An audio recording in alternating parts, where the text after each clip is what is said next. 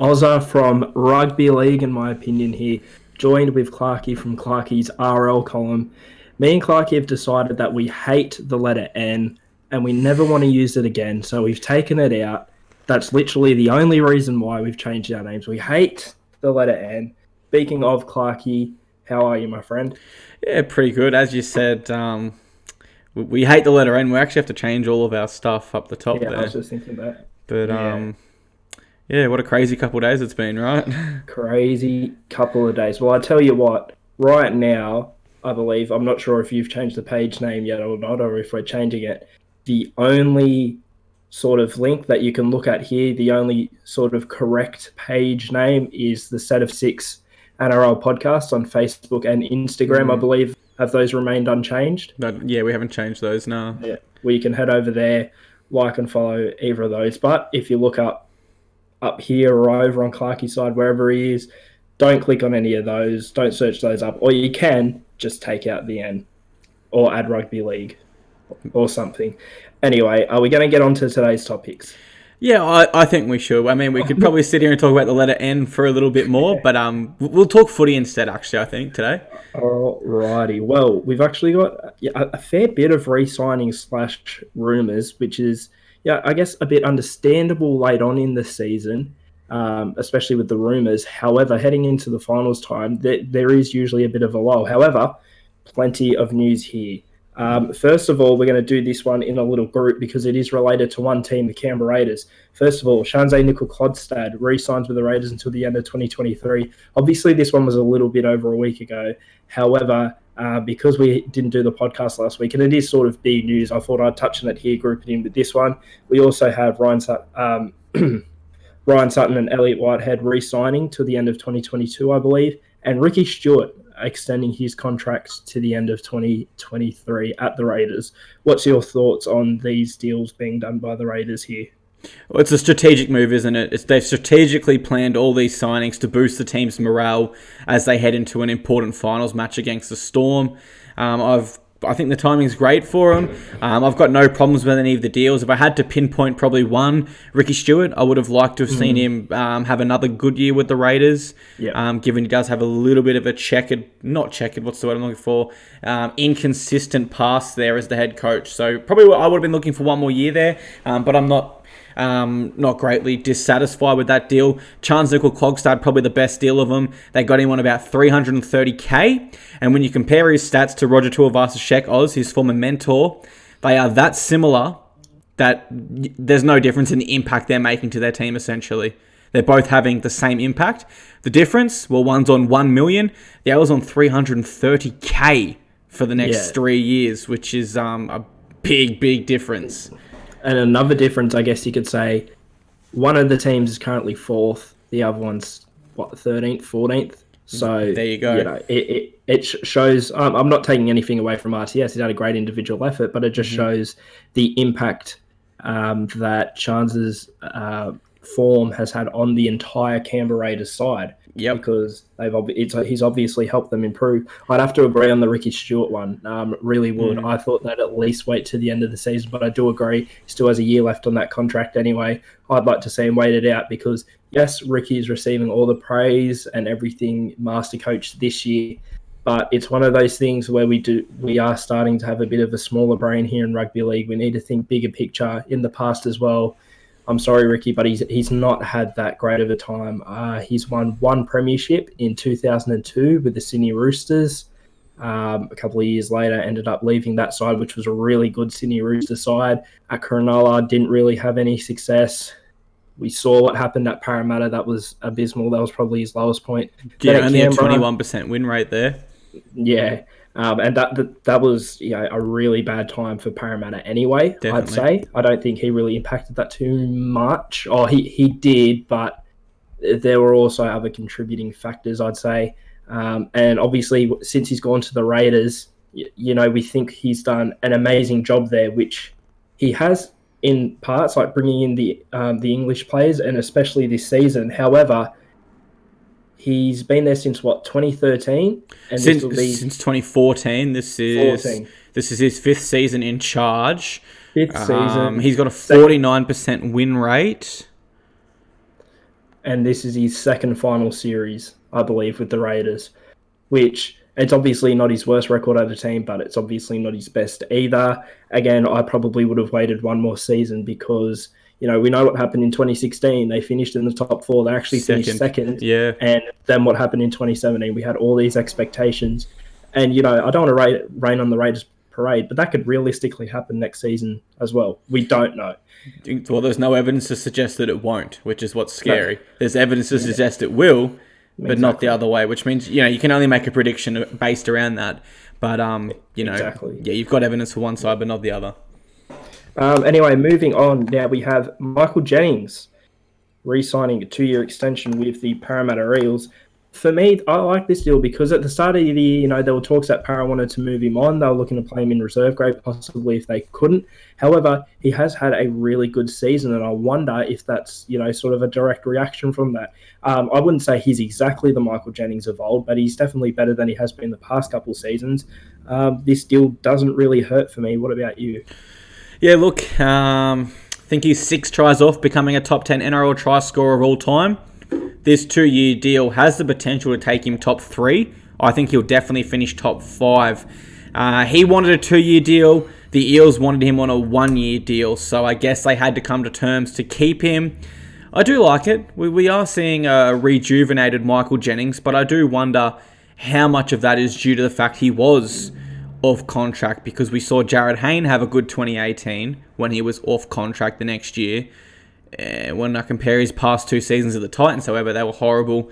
Overall, a good deal. But look, this will affect George Jennings, his brother. He won't play NRL for a while now. GL, I cannot pronounce his last name, Titans Junior. It's like a Leliciano. He's got the most tackle breaks in New South Wales Cup. He won't get a chance there. Who else is possibly affected here? Will Smith, not so much a centre. Jamin Salmon's played a bit of centre. Ethan Parry, he's definitely probably the biggest one affected for me. But maybe another big talking point, or not necessarily a big talking point, but a tertiary talking point, Semi Radradra. How can he get back there now with Jennings re-signing for the 2 years? Just, someone as well, especially for, in that backline, maybe a Takarangi.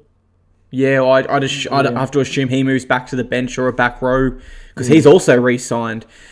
Look, the signing at the end of the day is Michael Jennings. We know what he's capable of. We know he's a great player. So it's great in that retrospect. But if you take a deeper look at some of the potential problems, and I'm not talking 3 months from now, I'm talking at the end of these 2 years, in his final 6 months of that deal, I think he's going to be getting paid a lot to sit in reserve grade. Yeah, he's not getting any younger either, is he? Exactly. Yeah. It's sort of, I think they should have gone with a 1-year deal now that I think about it a bit more. I mean, it's a good deal. I'm fine with the 2 years. He's obviously shown on the field this season that he's earned it.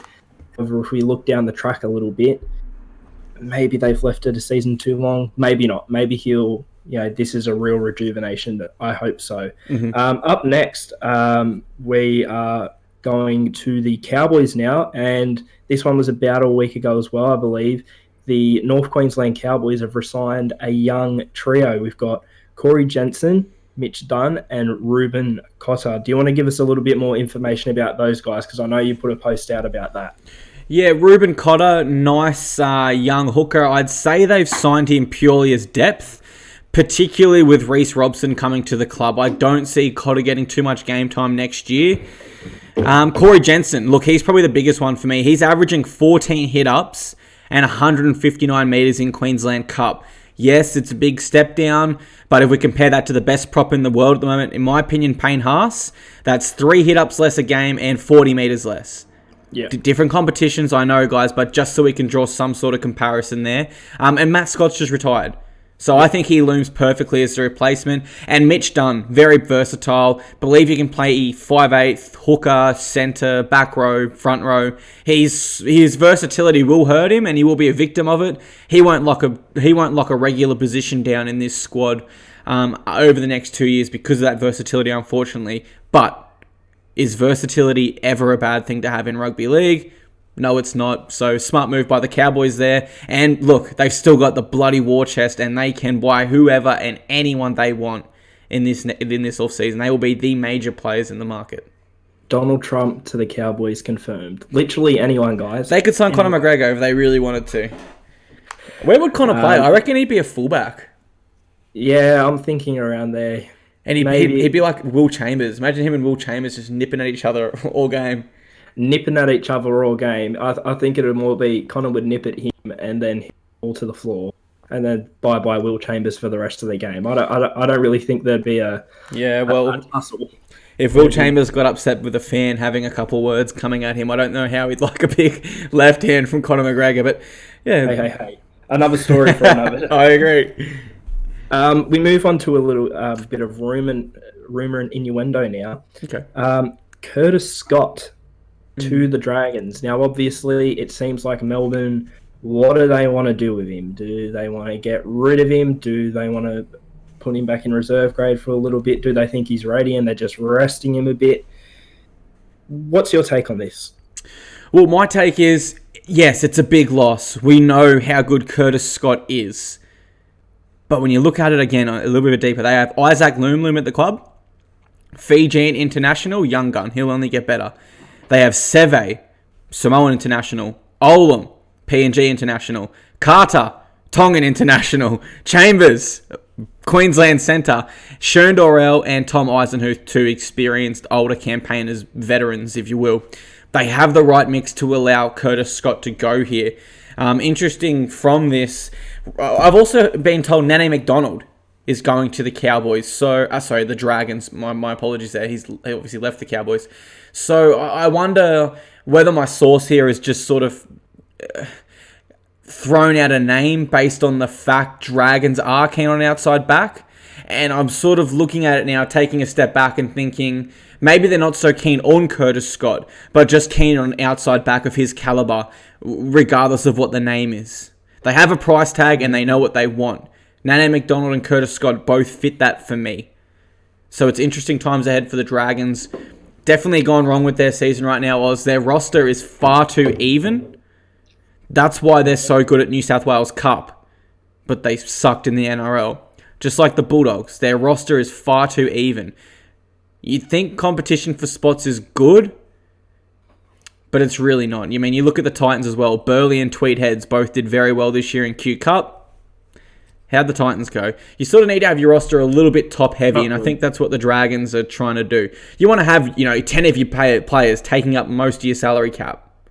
And then you have your bottom 20 on your minimums and call them up as required, etc. Whereas the Dragons, I think they've identified their rosters a little bit of a mess. They're looking to try to bring in Curtis Scott or Nene McDonald. Two good names, though, for them. Yeah, definitely. I don't know if they're desperately in need. I think there's still potential in the Dragons' backline. However, we've just not seen it consistently enough. I mean, Ravwala, Lomax, for example, those guys need to be, more consistent first-grade players if they want to go somewhere. But, even Aitken, though.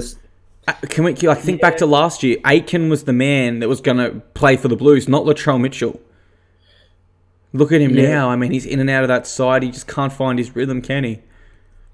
No, not really. But again, he's someone who I probably think can find that form a little bit more easier than the two guys I just mentioned. And, even with Scott, I think Scott goes straight into that side. But, right now at Melbourne, he's on the same level as like a Lomax, as in he's been in first grade and out. It looked like he was going to be consistently in first grade last season. I still think he will be eventually, no matter where he ends up. I think he probably will end up there for Melbourne too. I don't say that too confidently, but I don't know if this one will happen. To be honest, I'm not. Yeah, I've started to lose faith. Yeah, I'm not swaying too confidently either way, but I think it's a bright future for Curtis Scott wherever he ends up. Now to another Melbourne Storm player who was reportedly on the way out. Well, not on the way out. I believe James Hooper reported that the West Tigers are looking to sign Ryan Pappenhausen from the Melbourne Storm. I think this would be a good get for the Tigers, and to be honest, at least in terms of immediately, I think it's a good move for Pappenhausen too, because I know this might be a bit unpopular, but I feel like right now Hughes offers more creativity, a more well-rounded. Um, how do I put this? He's More more stability. well-rounded. Exactly, a lot more stability. Where you've got Ryan Pappenhausen, who, yes, he's fast, he's quick, he's young, you'll get the ball, he can tear through a defensive line. Right now, from what we're seeing, that's mainly his thing. That's mainly what he does. Gets on the highlight reels. That's why everyone loves him. They should, because he is a great player. Hughes, though, he adds a bit more. Not as fast, not as speedy, a bit more creativity. Obviously can play in the halves, so he has that ball playing ability. I'd say a bit more solid defensively too. At fullback, I believe he offers more right now than Pappenhausen does. If Pappenhausen goes to the Tigers, I believe he's sort of forced to learn a bit more to become a more well-rounded player, because he doesn't have it. Or he'd have a decent side around him, but nowhere near the side that the Melbourne Storm has, right? So at Melbourne, he can just basically have that as his one main attribute and play well. However, at the Tigers, he's going to have to learn to do a bit more, and he's got a great mentor in terms of creativity and ball handling. I know it's not the same position, but I think Benji Marshall could help him out a bit there. I think he'll be more of a focal point, obviously, in the West Tigers backline. The only thing I sort of don't like, and I know he is getting a bit older, not too older, but a bit older, Corey Thompson would probably have to either leave the club or move to a different position, when he has been really good for the Tigers at fullback, and I think a bit underrated this season. Yeah, I definitely agree with that. That's something I wrote down while you were talking there. Look, the reports are that they're willing to fork out 600k for Pappenhausen. He's currently on about to go 200, I believe.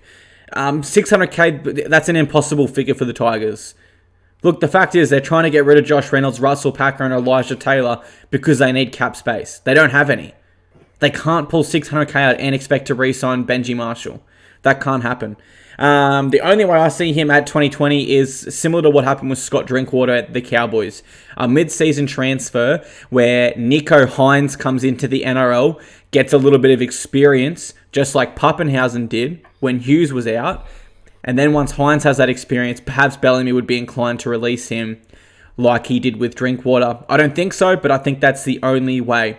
As you said, Corey Thompson, just named player's player. His teammates love him, fans love him, the club loves him. I can't see him being comfortable with moving back to the wing. His whole play style is built on high energy plays, and that suits the Tigers because their attack can be a little bit dull. Now, the Tigers don't always win the middle. They don't always control the middle like the Melbourne Storm do. And when you have tired defenders and you're given the additional space, because you have the greatest hooker of all time, Cameron Smith, feeding you the ball with time to react and move, you look like a fantastic player. He will not have that at the Tigers next year. Why? Because Robbie Farah's retired. He's going to have Jacob Liddell or an 18-year-old Jacob Simpkin feeding him the ball. If Pappenhausen moves to the Tigers next year, I can confidently say, and I love Pap, I love his play style, very nice guy every time I speak with him, I can confidently say it will be the worst career decision he could make at this stage of his career whilst he continues to develop. 21 years old. Yeah, he will have to reinvent his play style. Here's the thing. Long term, in terms, I'm talking play minutes, I'm talking star stature within a team, right? Short term, the move to the Tigers is great. That's sort of why I like it for him personally, because he's going to have a sort of James Tedesco style aura at the Tigers. He's obviously going to get more minutes. For the long term, though, I like him at Melbourne for now and then moving on. Because I don't know about you, a lot of people are saying to me, Melbourne, keep Pappenhausen, get rid of Croft, which I think he's been a suitable player this year. He's not, an all-star caliber player like we've come to know for the Melbourne Storm, but he's a solid player. A lot of people on the post I put up commented saying they think the Storm should keep Pappenhausen, keep him at fullback, and have Hughes in the halves with Munster. However, personally, I do like Hughes at fullback. I think he offers more at fullback. As I said, more well-rounded. Yes, he I can agree. attribute some of that in the halves. He can use some of that in the halves in terms of the ball playing ability and the creativity. However, the defensive effort especially, he's much better at fullback, I believe, in the long term for Melbourne. And Croft is still going to develop if you give him a chance. I believe for the long term, that's best for Melbourne because you're going to get more out of Hughes than you are Pappenhausen. At least I know that right now. Brodie Croft will be at the Broncos, I reckon. I'm just going to put that out Broncos? there right now. When? Next year. I don't know if I want to see that. I don't know. I don't think it'll work because him and Dearden won't partner well. But Anthony Seibold is a former assistant coach at the Melbourne Storm. He loves getting his former players back under him. That's why he's getting Jesse Arthurs from the Titans. Brodie Croft is from the Brisbane or Queensland area. I can really see that happening, if not next year, in the next couple of years, which means perhaps the Storm are able to keep Pappenhausen at fullback and sort of change Jerome Hughes' game to more of a halfback. One thing I know for certain, when Cameron Smith retires, if Jerome Hughes is still in the halves, I think he'll be found out a little, and it will be shown that, okay, he is more so a fullback than a dominant playmaker, because at the moment, the Storm halfback isn't their dominant playmaker. It's Smith, the hooker, and Munster, the 5'8". So, interesting times ahead for Melbourne, no doubt. Yep, and for Brisbane's sake, I hope they don't get Brodie Croft. That's nothing against Croft. They just need an experienced half. I just wanted to put that out there. One more thing before we move on to the judiciary news. Jordan Rapana reportedly linked with the Panasonic Wild Knights, which I believe are a Japanese rugby team. What are your thoughts on this? Yeah, I didn't get a chance to catch up with Jordan at all this week or in the sheds last week, but he did speak to NRL.com. He admitted that basically the contract's still up in the air and that ideally he wants to stay in Canberra. I know that's where he wants to stay. I spoke to his managers for an update earlier this week. They're not able to provide one. It's a bit of a stalemate right now. The contract, the 2-year offer that Canberra are saying they've offered, Sam Ayoub is saying, well, they haven't offered it. And reportedly, the Raiders' salary cap is absolutely exhausted. They would need Aiden Caesar to move on in order to re-sign Rapana with his money, plus his current contract. The problem is, Bailey Simonson's coming through the ranks. He looks like a world beater. He belongs in first grade. And I spoke to Aiden Caesar earlier this week, and I'm not sure if I'm allowed to say this, but he probably will be at the Raiders next year. I think you're allowed to say that. Oh, well, yeah. You know what? Aiden's not going to listen to this, and it's not exactly breaking news. He wants to stay at the Raiders. He doesn't care that George Williams coming. He wants to stay and fight for his spot. He said, I've still got things to accomplish in the NRL. I don't care what money they offer me in the Super League. Money comes and goes.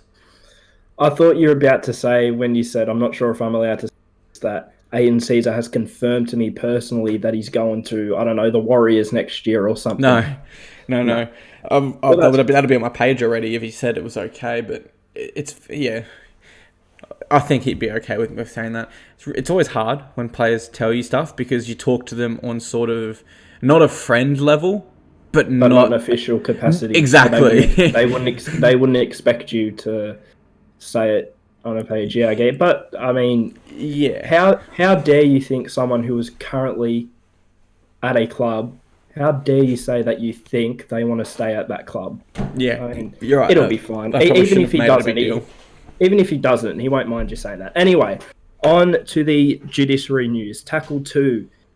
Fair bit went on last night. So, Jared Ruria-Hargreaves, grade 1 careless high tackle, gets off. It looked bad, but careless high tackle, I think it goes into that category. I don't think there was any malicious intent, but we'll get onto that.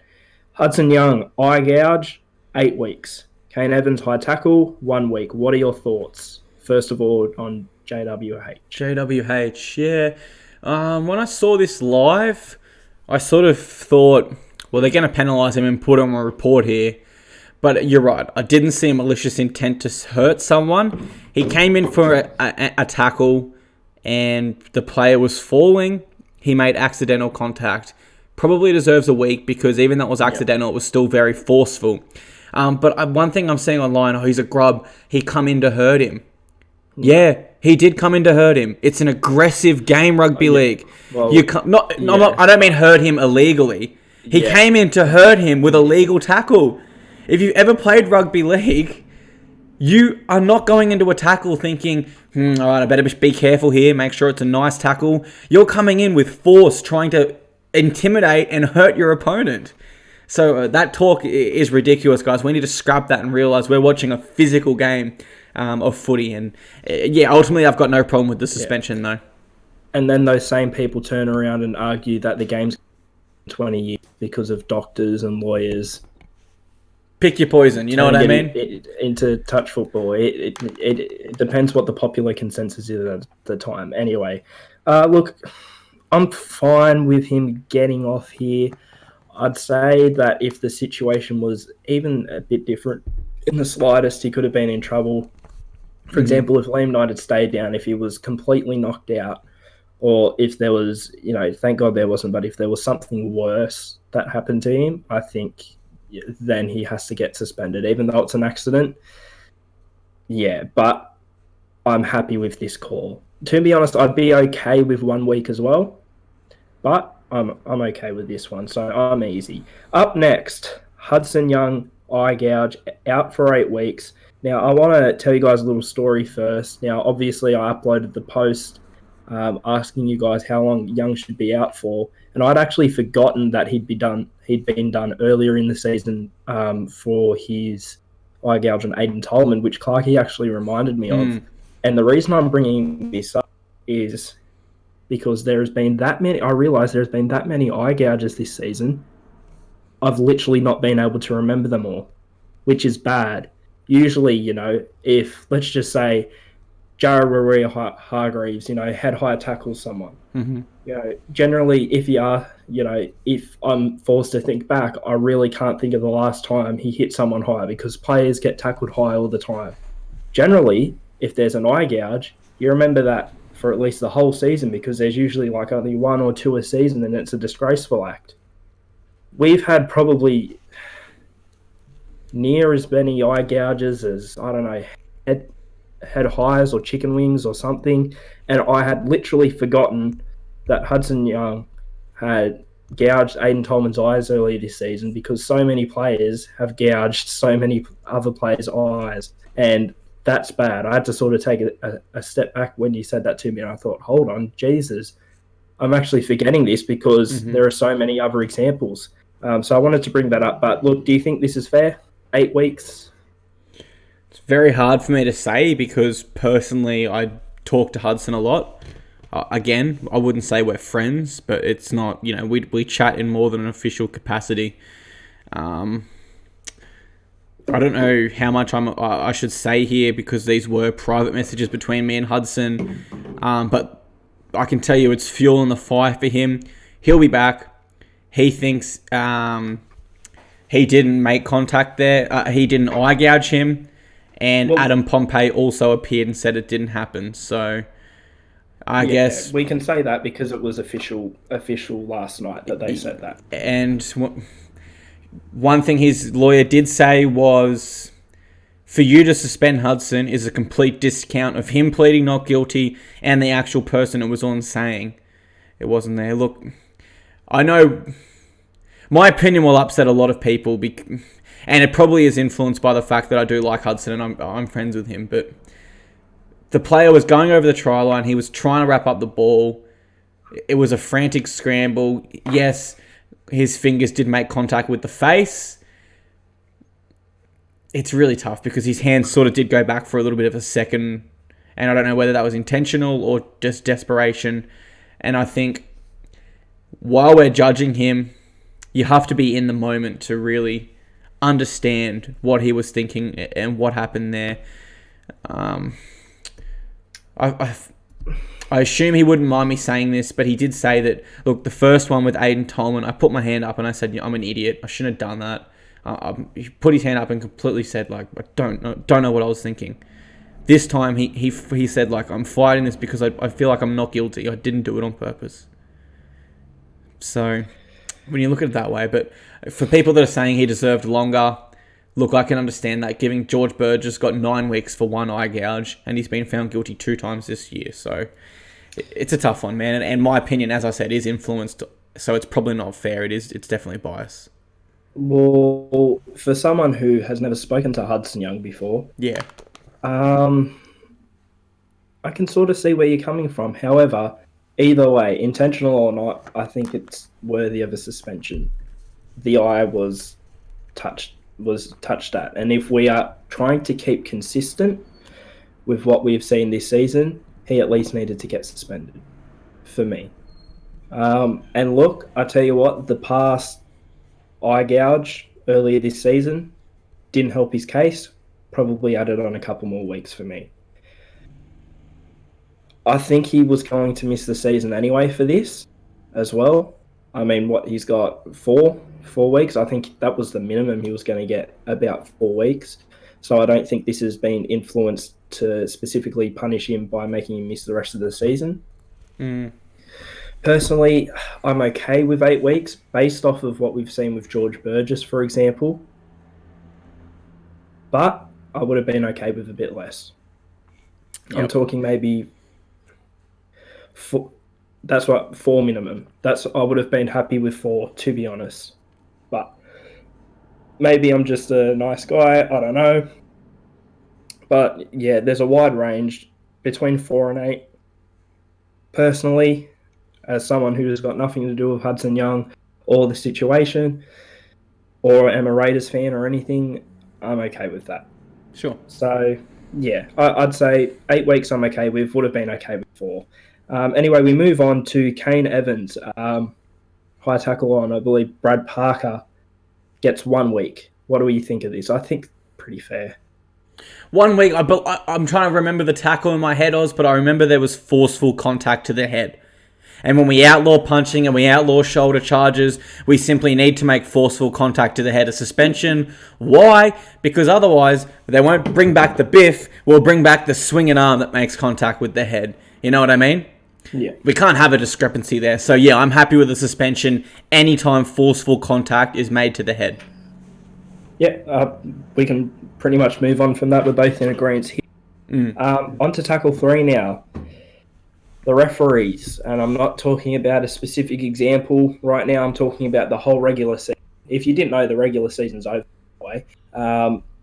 So, Clarkey, this regular season, how would you rate the NRL referees overall out of 10 and why?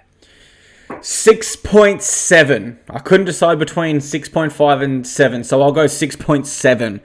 Going to be very specific here. Look, there's been significant improvement, but should we be saying that? Should we be saying the referees have improved when they are officiating the greatest and the highest level of rugby league in the entire world, the National Rugby League?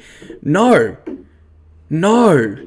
Because they're out there for player safety, for people that bet their hard-earned money, if you want to go that far, to make sure the results are fair and even.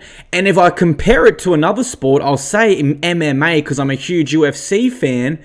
Imagine if someone gets knocked out and Herb Dean, he's a referee for anyone wondering, stands there and looks at it for a little bit and goes, oh crap, he's knocked out, runs over.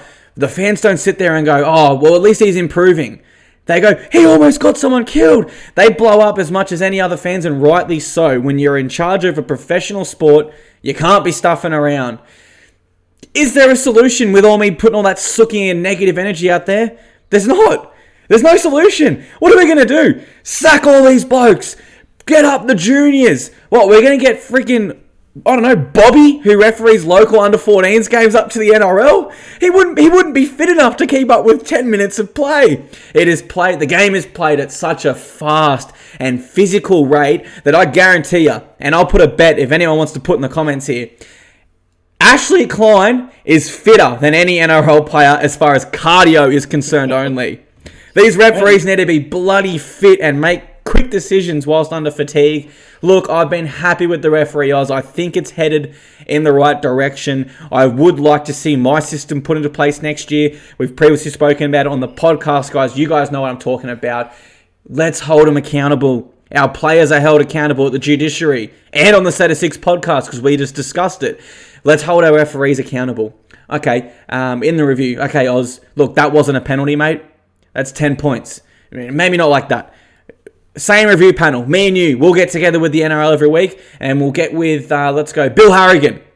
Me, you, and Bill, we'll watch every NRL game, Oz. And when we see the wrong call made, okay, that wasn't a penalty. He wasn't on the ruck long enough there. That's 10 points against Ashley Klein. Let's log it in an Excel spreadsheet. Could be any program. Who cares? Let's log it on a piece of paper. Let's log it, all right?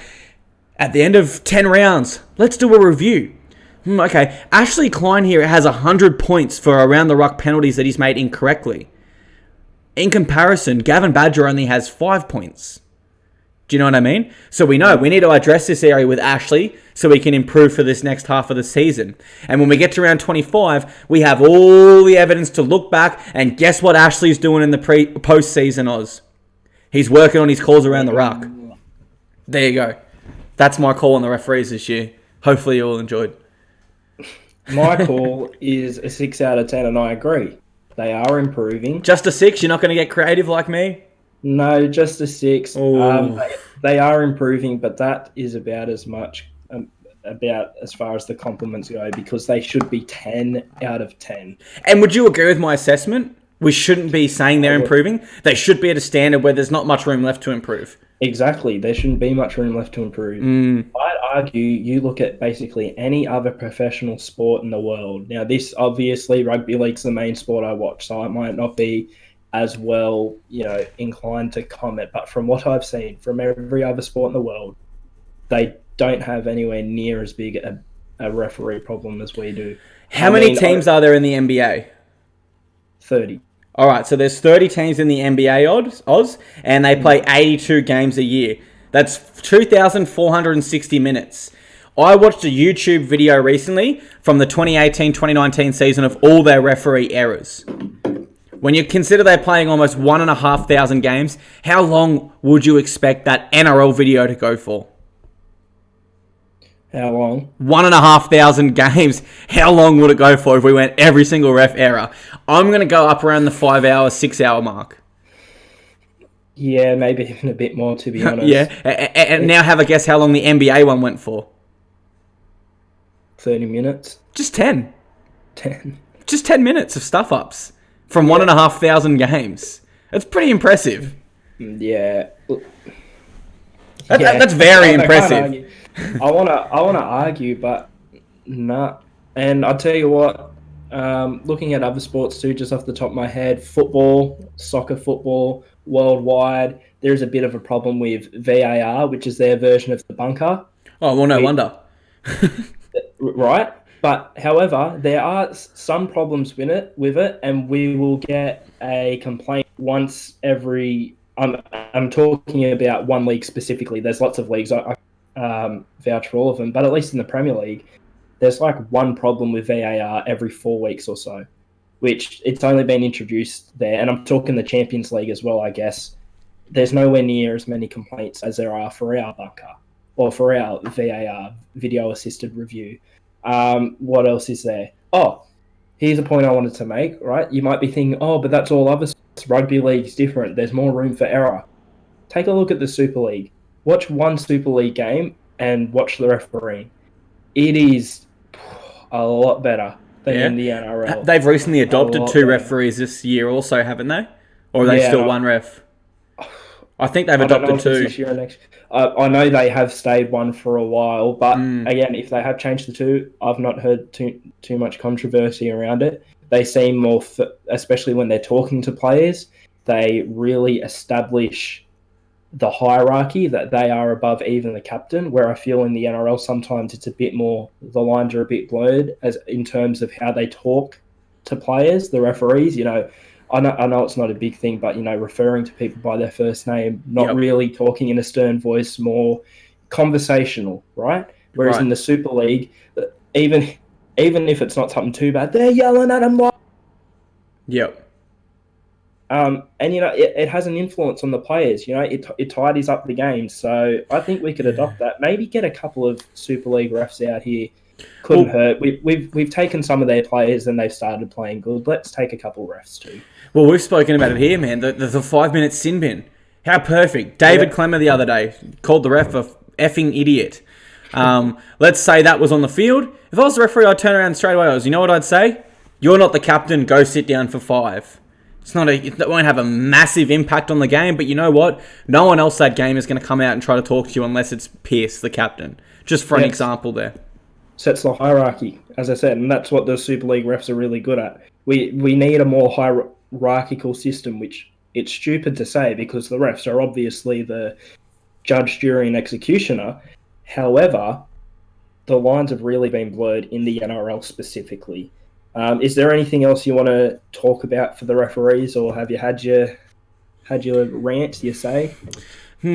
Trial the 5-minute sin bin this pre-season in the trial games. My only concern is because it's a trial, I feel referees could be looking for a reason to use it, and it wouldn't be natural. But it does need to be trialled again. Yeah, I'm happy for that. Anyway, we move on to Tackle 4 now. We are actually going to talk about the finals. Believe it or not, the finals start this weekend. Not sure if you've heard about it. It's anyone's game, as the NRL likes to say. I'm going to push their slogan because we're friends with them now because they got Clarkie's page back. It's anyone's game. Look, we're not friends, Not really. but we're on a talking basis. We're not friends because they stole my player Q&A concept. Didn't you get your Q&As back? I didn't notice that. No, I did, but they got Bronson Sherry on for a Q&A today. They're copying my ideas. They even copied my $15 thing. You got money. But the thing is, I'm not coming up with these ideas. I'm stealing them from NBA and NFL pages. I'm stealing them off all the big guys in America, and the NRL could quite easily steal them before me. But they're not quick like Clarkie. Challenge for the NRL. Steal something from the NBA before Clarkie. All right. Anyway, each team's key player heading into the finals. We'll start off with 8th, the Brisbane Broncos. Who have you got?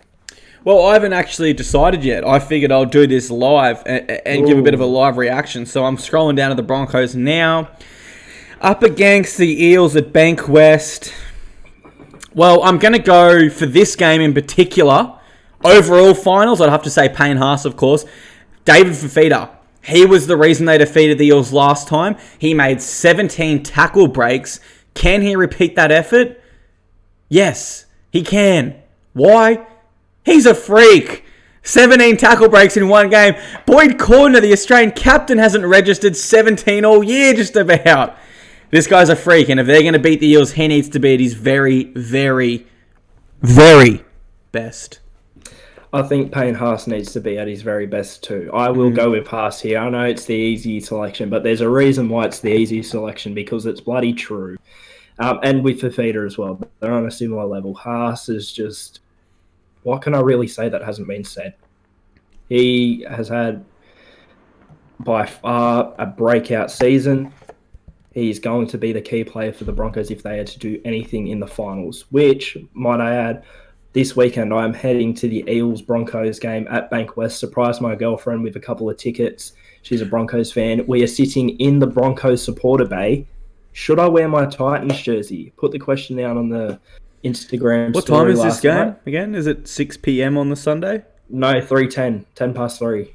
Can't come. I think that might be when the coverage starts. Or it might be 4 p.m. kickoff. I was going to say, I'm coming, but I'm at Uruguay versus Peru at 2 p.m. So I won't be able to make it to Bankwest in time. Well, I'm not going then. They're a Bronco fan, mates. Wonder what would happen if I did actually wear my Titans Titans jersey. No one would really care, because what would I say to them? My team finished last. Yeah, just, I don't know, maybe just like get a Titans wooden spoon and just walk around with it. We actually beat Brisbane this season. They're one of the 4 we beat, so there you go. What's it like getting beat by the team last on the ladder? Then I'll just get bashed by like 50 people. No, obviously I'm not saying Brisbane supporters would do that. That's a bit of an exaggeration. Anyway, moving on to the 7th place Cronulla Sutherland Sharks. Sharkies key man. Looking at their roster here, I would say it's going to be a forward, given Manly are weak in that department. Gonna go... Well, I'm torn here, Oz. I'm torn between Andrew Fifita and Braden Hamlin-Uele.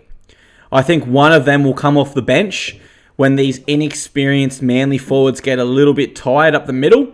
because they're used to having, obviously, Big Marty to power there, Joel Thompson and Curtis Sirenen. When the inexperience creeps in and the fatigue, I'll go for Fifita because he's more proven. I think Fifita's offload will be devastating to Manly. I'd have to agree with Fifita, especially looking at the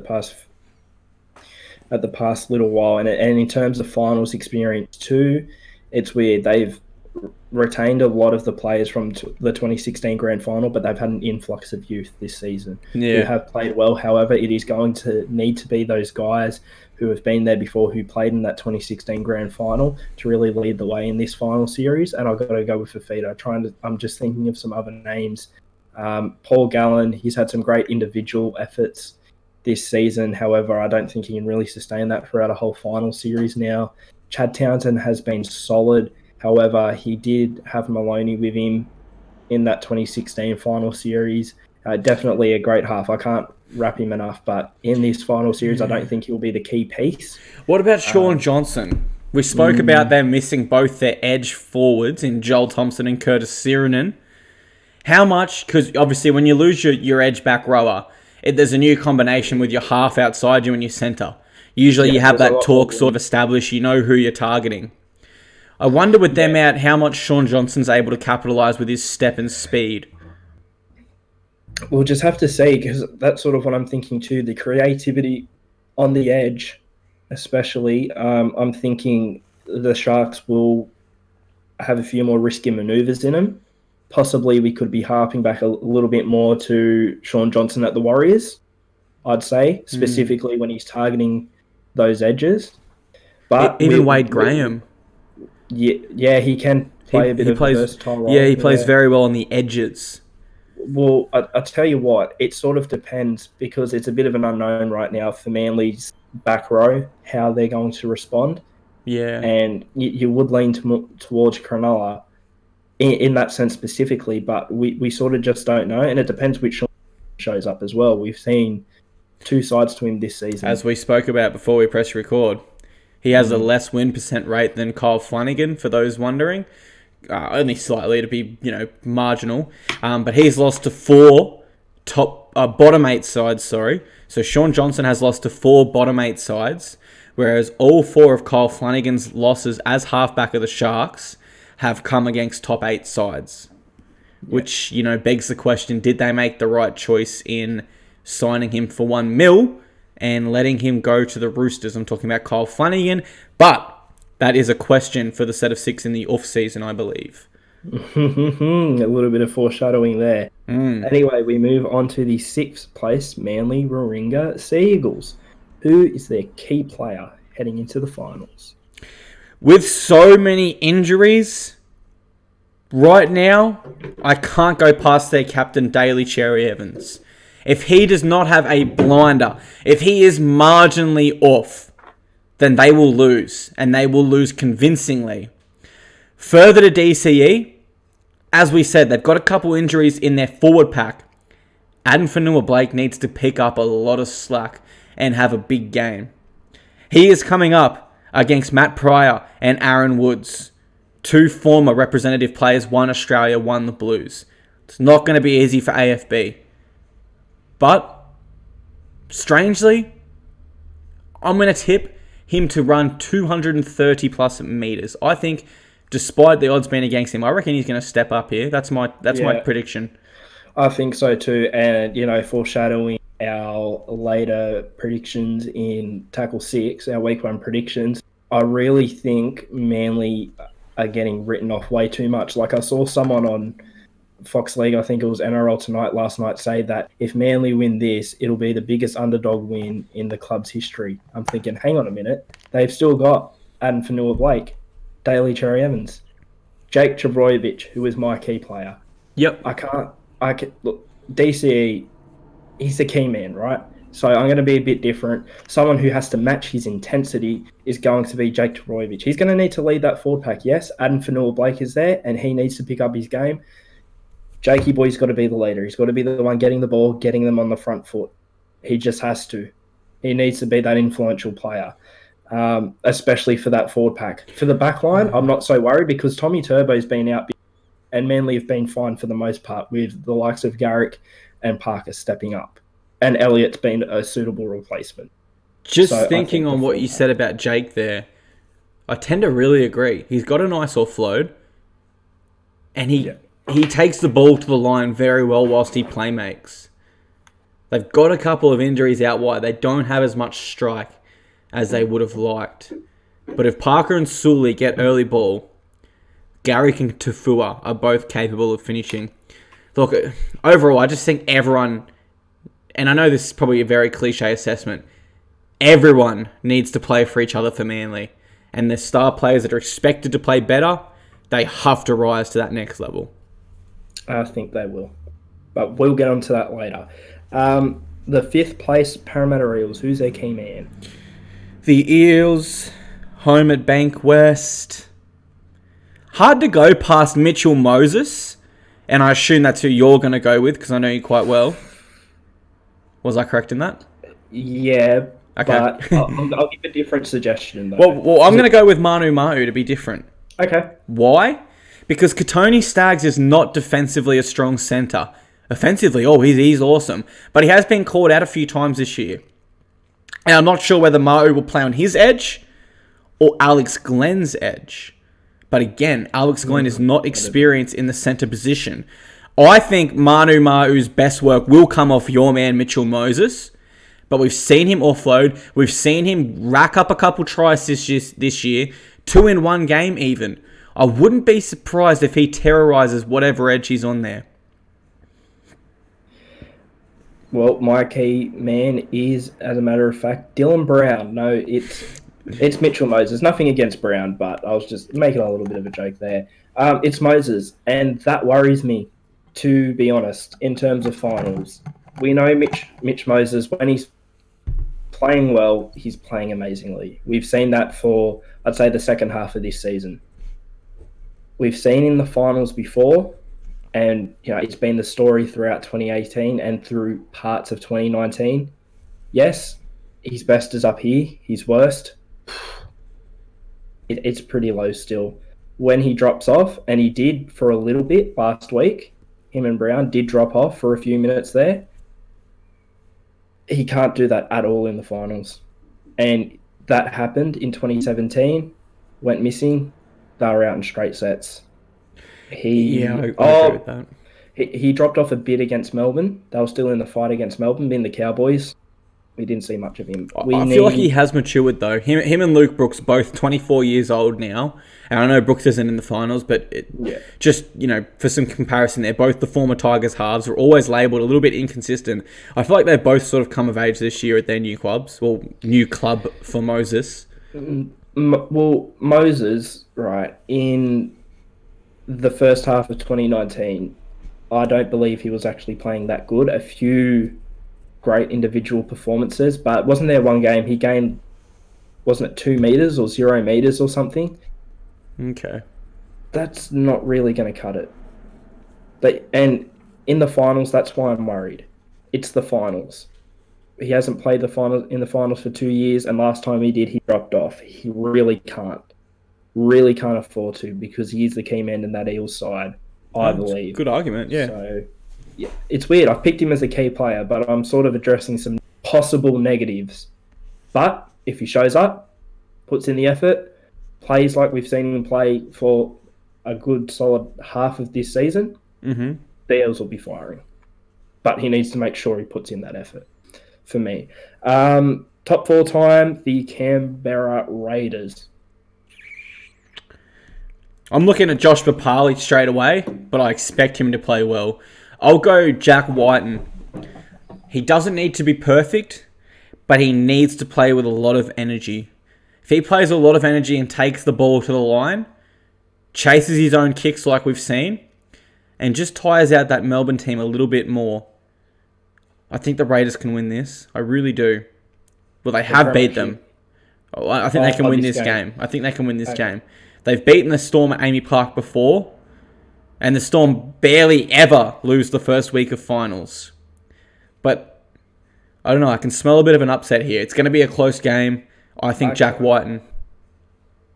I can't really smell an upset for this I'll game. tip Storm, don't get me wrong. Yeah, what happened the last time what happened the last time someone beat Melbourne at home and then faced them again in the season? That's true. It was only a couple of weeks ago, and as you said, finals. Whole different beast. Whole different beast for Melbourne and the Roosters, I'd say. My player, though, however, do you get the feeling that, right, whilst Charnze Nicoll-Klokstad has had a bit of a breakout season, has played amazingly, mainstream, he's still not getting noticed that much. Like, I'll still put up posts about him and people will say, who's this? Do you still get that feeling? Yeah, that's not going to be the case after the finals. I reckon he is going to really get on that big stage in the finals and really put in a good effort. Don't think they'll beat Melbourne. He'll have a good effort. I think whether they face Parramatta or Brisbane in the second week, that's his week where he's really going to shine. Like, I'm tipping a monster game from Chance there, so I've really got to go with him. I'm tipping like at least a couple tries, maybe some try involvement, churn up the highlight reel a little bit. I think this is, and I think he sort of knows it too. He's like, okay, I've had this breakout year. It's been amazing. I've still got doubters or, people who haven't really seen me on the big stage yet. I've set myself up. I've got to kick the goal, basically. So I'm going with Chance. Up next, we have the South Sydney Rabbitohs. Who have you got? Damien Cook, because everything good from the Rabbitohs comes off the back of him. When he's able to get out and scoot from dummy half, that is when they're at their most dangerous, because Cody Walker jumps on the back of that and he can give some early ball to the outside backs. Looking at their squad now, I'm concerned. I'm concerned Alex Johnson isn't fullback. It makes me think he's still carrying that injury. I don't like Campbell Graham in the centres. I don't think he's that strong there defensively. I haven't been overly impressed with Corey Allen this year. Sam Burgess is obviously a huge loss. Tom named there on the bench, and George in 18. I reckon George comes into the side. It's going to have to be Damien Cook. He needs to have the game of his life. Get him on the front foot. Give him some space to work. This is where I'd usually say, I agree with you, but I'll pick someone else to be different, but I really can't. Honestly, that's nothing against the rest of the roster, but Damien, he's a sleeper for Dally M for me because of the way the system's set up.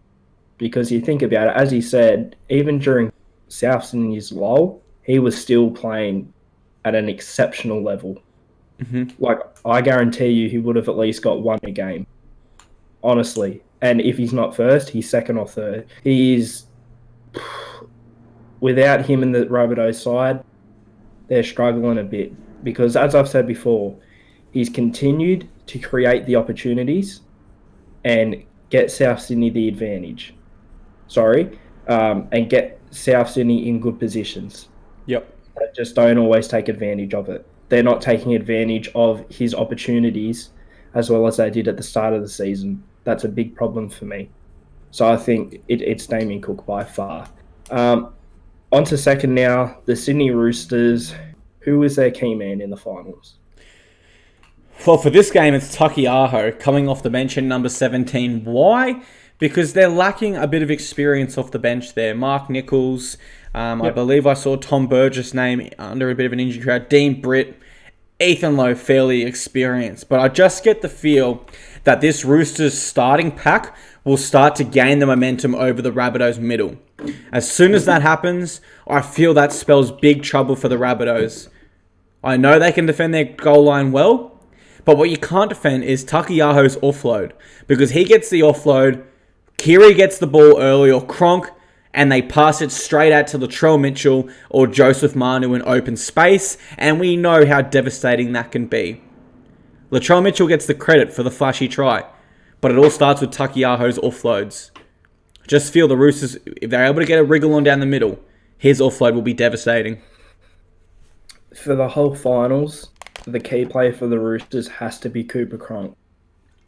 Do I need to explain that? Finals experience, obviously. He's a leader. He influences the game even when he's not really involved. Just look at the 2018 Grand Final.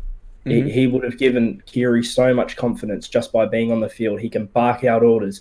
He can take a ball under pressure, and within seconds, know what to do. Within seconds of the play the ball. knows what he has to do. You know, if my team is 8 points down, if the Roosters are 8 points down in the grand final, I don't know, 5 minutes to go, somehow, some way, Cooper Cronk would bring us down to level and make sure we don't make stupid decisions. It's so valuable what he brings to the table, and I'm purely not talking on the ball. I'm talking, not statistical, everything else. What he brings, invaluable, just invaluable. Do we need to do Melbourne? Because I feel like if we're talking in terms of finals experience and leadership and influence, we're Brodie Croft. Yeah, well, like you just said, Cooper Cronk influences the game off the ball. He offers unprecedented experience, only precedented by one man who has more NRL games. His name is Cameron Smith. You know who he is. He is arguably the greatest player of all time, and if he went down injured tomorrow, touch wood, I never want to see anyone get injured, the Storm would not win the premiership. Yeah, I mean... Done. Done. On to tackle 5 now, and we'll try and speed through for time. We don't want to keep you here all night unless you want to stay, but we're pretty boring, to be honest, off camera. Dally M, Team of the Year. I'll go my fullback, then Clark will go his, so on and so forth. My fullback is AJ Brimson. No, I wish it was James Tedesco. Yeah, I can't argue with that. I think Tuivasa-Sheck will be right up there, but ultimately I think Tedesco will get the cookies. I don't think Tuivasa-Sheck will actually be as high as last year. Don't get me wrong, top 10, but there have been some games where I believe no player from the Warriors would have got points. Fair enough. To be quite honest, I actually think our good mate, and I know we love kissing up to him because, he's not actually that good of a player. He is. I think Chanze might actually top him. On the wing, Mike Acevo.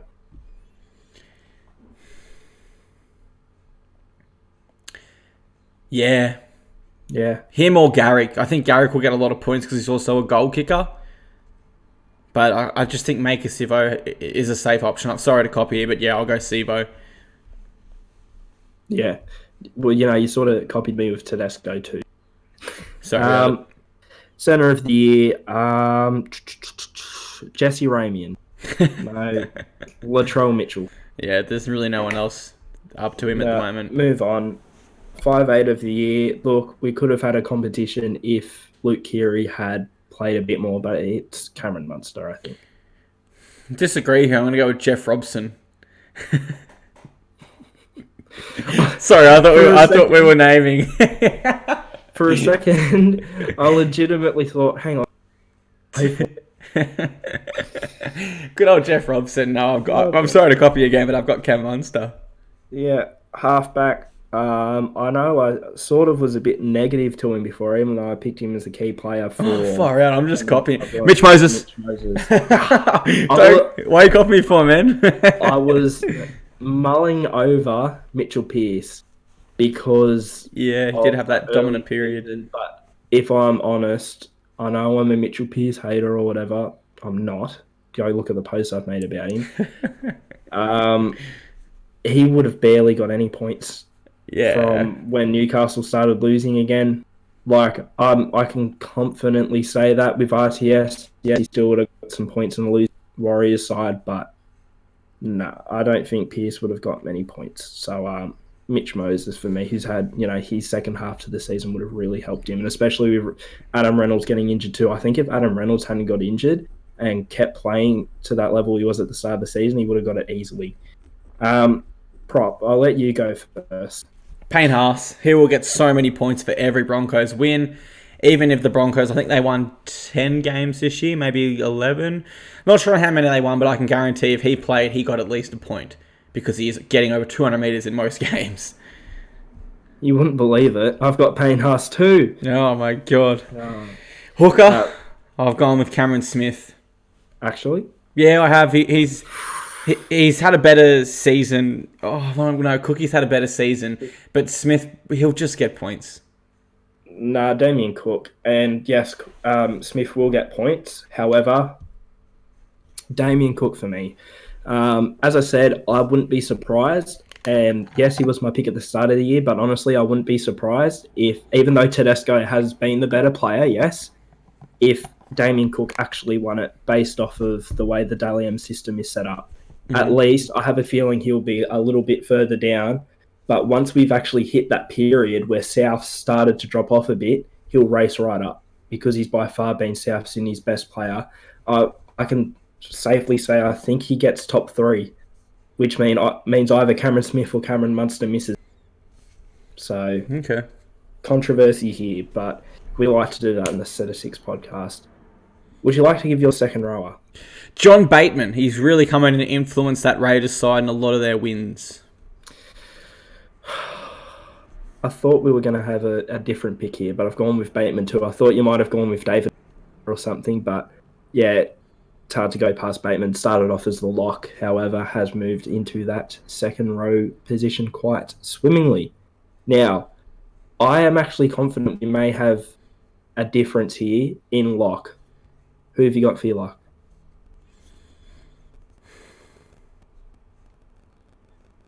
I think Tamalolo.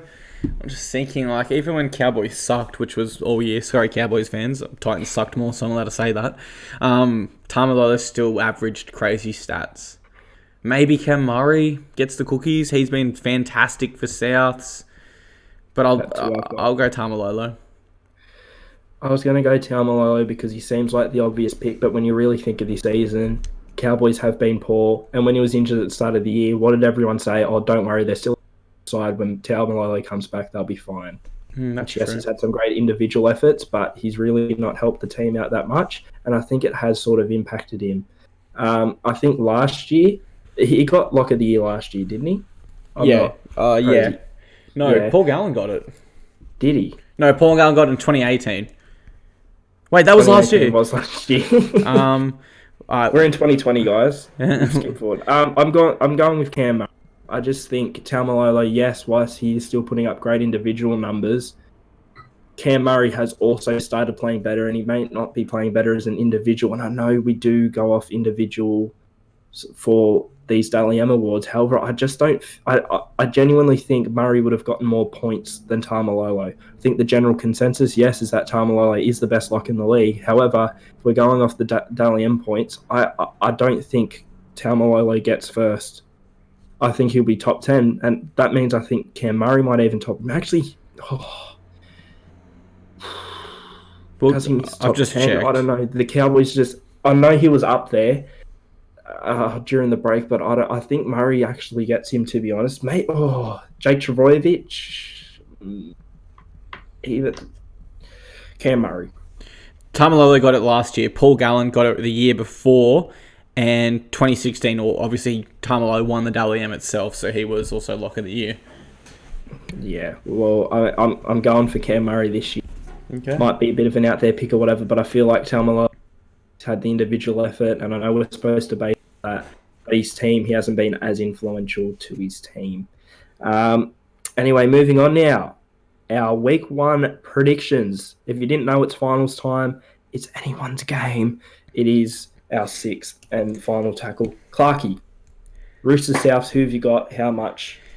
Well, first of all, I want to give a shout out to Brandon Smith as the interchange player of the year. How rude of you. I forgot interchange player of the year was... How rude. I got to go with Brandon Smith too. He's been really good when he's come on. He's played sort of a variety of roles. He played in the hooker role as well. He can sort of come out and sort of play as sort of a weird third half as well.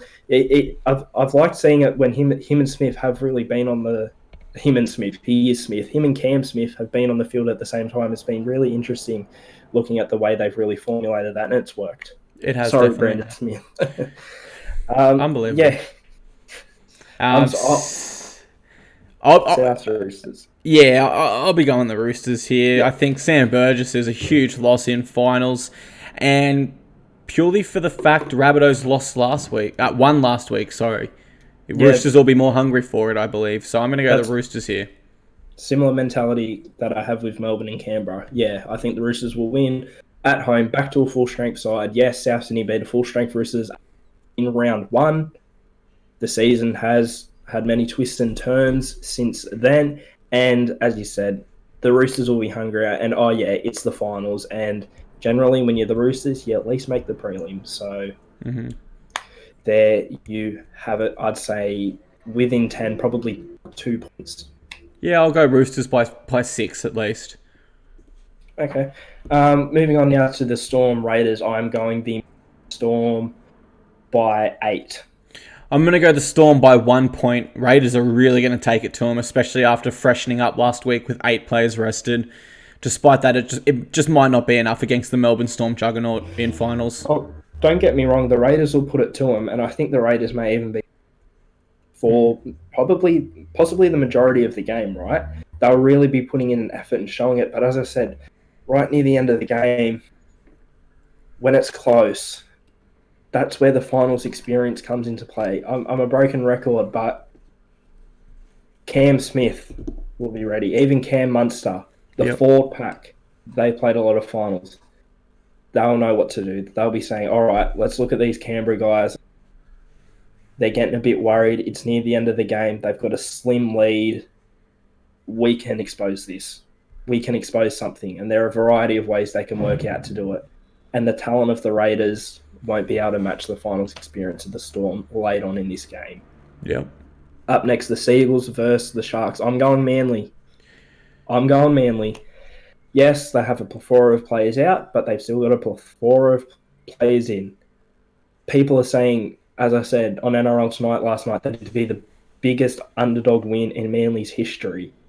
Don't you dare say a game is going to be the biggest underdog win in Manly's history when you've got Daly Cherry Evans, Jake Trbojevic, especially in your side, Adam Fanua-Blake, hey, our mate Nace Fainu is still in there, Reuben Garrick, Brad Parker, yeah, they've got players out all right, but they've still got a few players in. Yeah, I agree. Look at who they have as opposed to who they don't. Exactly. And you know what? This might sound stupid. Tony Williams coming back in a finals game, he might not have what it takes to play in the NRL anymore because you've been out for so long, but we'll get the effort. This will be one of those games where we'll get that T-Rex mentality effort, and that could help Manly. I'm not using that as my main argument, obviously. And Cronulla, yes, they are now back to a really full-strength side, but we can't discount during the season that, a 7-week losing streak when they still had, some reputable players in the side. I feel like Manly are more confident, which sounds very weird because the Sharks only just got into the finals. Manly have been higher up all season. They're preparing for the finals all season. Oh yeah, let's not forget who their coach is, Des Hasler. He'll be ready for something like this. John Morris, who has never coached in the finals before, maybe not so much. So I'm going Manly by 8 points again. I don't think it'll be a heaps close game, but it won't be. They won't flog him. Yeah, Des is smart. Bringing T-Rex back into the 21, even if he doesn't play, the media headlines are focused on that because I just uploaded something about that 7 minutes ago, mid-podcast. But it's smart. It's smart, even if he doesn't play. I think Manly will win this by asbestos. I think they're going to spike the Cronulla Sharks dressing room. Nah. Look, I'll tip the Sharks if they bloody kick a conversion. Like, I'm serious. I'm so serious. I want to tip the Sharkies here, but I want to tip the Sharks, but I just can't. Until they learn how to kick goals, I can't tip them. To be fair to them, before Sunday's game, Sean Johnson had actually kicked his past 10 goals. And the way the media had been going on about it didn't really seem like that, but he'd kicked 10 in a row. Cole Flanagan's obviously a good kicker too, but he missed 3. No, I'm going to go Manly. I'm going to go Manly in a gritty, determined win by 6 points. Yeah. It's going to be the biggest underdog win in Manly's club history. I'm certain in what they were established in 1947. I'm sure that there has not been a game where they've been more counted out, even though they are currently 6 on the ladder, have been in the top 8 all season. I am positive. They're at home. I'm positive there's not been a bigger underdog game than this for Manly. To round things out, Sunday afternoon, Parramatta up against Brisbane. I've got to pretty confidently say Parramatta here. It's still going to be a tight one. I'd say about 10 points they'll win by, though. Just, I know Brisbane beat them earlier this year. It's at Bankwest. Who's been the more convincing side this season too? Parramatta by far. I don't like to go off one-on-one games, especially when talking about the finals. Finals is a bit different to the regular season. If you didn't know, Parrot at home, I'm thinking it'll be near a sellout and it'll be blue and gold everywhere. They've not had a home final, I believe, for a little while. Did they have a home? They had a home final. They had a home Cowboys. final at ANZ. At ANZ though. Not had a home final in Parramatta for Yonkers. So I've got to go with Parramatta here. Payne Haas will have a great individual effort, but I don't think his team will match that intensity. Sorry, his team won't match the intensity of the Eels. I'm going to go a Bankwest buffet, baby. It's going to be a banquet. I'm going to go the Parramatta Eels by 14. You're only as good as your last finals game. In the last finals game the Broncos played at Suncorp, they got wiped off the park by a Dragons side that no one gave any chance. What are the variables? Well, their side is more inexperienced at this stage, and now Darius Boyd sucks. I mean, I could go into great detail, and it's probably an unfair and dumb thing to say by someone who's never played the game before, but he sucks. He's not a good National Rugby League player anymore. Is he a good footy player? Is he better than me? Yes. Would I say it to his face? Probably not. But he sucks. So that's that. Yeah, and just on the experience thing, I know I go on about finals experience. Forget about that for a bit. The Broncos' best players arguably don't have a whole lot of NRL experience. You're exactly right. I don't know off the top of my head, but did Payne Haas or David Fifita play in that game against the Dragons last year? I think Haas would have been out injured because he got hit. I think they were both injured, weren't they? Or Fifita got injured and didn't come back to first grade. Yeah, look, it's unlikely they even... I know Haas didn't, but look, regardless, between them they have a maximum of one finals a game experience. Exactly, and you know what? Although they've had really good seasons, you do sort of have to take that into account. Maybe they get a little bit of cold. Think, shit, we are the two best players on our side, and we're about to play our first finals game. And, you know, sort of subconsciously and thinking we're the ones that are going to have to put in the big effort on a stage that we've never played at before. Maybe they get the jitters a bit. I don't think they will, and I think they'll put in an effort. I still think Para will win, but that's something you've got to think about. So it's definitely Parramatta. Anyway, guys, it has been an amazing podcast. I've had a lot of fun today. What about you? I'm yawning at the moment. But yeah, I had fun on the podcast. Yeah. So I can't see your face. I don't know when you're yawning or not. Oh, well, I was mid-yawn, as you said. Have you enjoyed yourself? So it probably looked like I was being a sarcastic bastard. But no, I did enjoy myself. Oh, yeah, it was really... Anyway, guys, I've been Ozza from RL, in my opinion. Clarky, would you like to say goodbye to the good people? Yeah, guys, just a quick plug from me. If you're still here, I'm going to be at the Brookvale, sorry, you can't call it that. I'm going to be at Lotto Land collecting asbestos in my lungs, doing my part for the community, and also shooting a vlog, so stay tuned on this YouTube channel for that. Are you going to the game, are you? I'm going to that game and Peru versus Uruguay International. I'm getting my fix of rugby league this weekend, baby. Oh, well, baby, when I'm at the Parramatta Brisbane game, I guess stay tuned to my Instagram. Get a bit of low quality footage for you guys. But if you want the good quality stuff, head over to Clarky. But if you want to see me possibly get abused heavily by Broncos fans, Instagram story. If you want to see Oz pull down someone's pants and spank them with that Titans wooden spoon, just like we spanked the Broncos earlier this year, then you can come past my DM and get these hands. Thank you for watching the podcast, guys. We'll see you next week. See ya.